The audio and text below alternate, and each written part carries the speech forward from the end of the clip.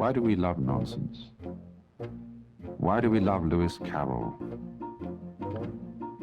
with his "'Twas brillig and the slithy toves did gyre and gimble in the wave, all mimsy were the borogoves and the momraths outgrade"?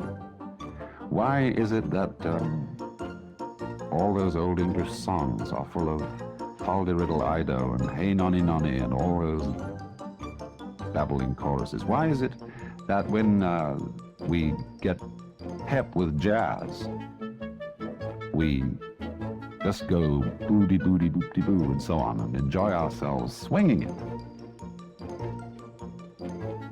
It is this participation in the essential, glorious nonsense that is at the heart of the world, that isn't going anywhere, that is a dance.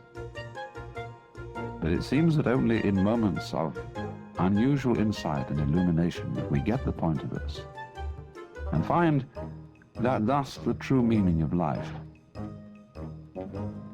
is no meaning, that its purpose is no purpose, and that its sense is nonsense.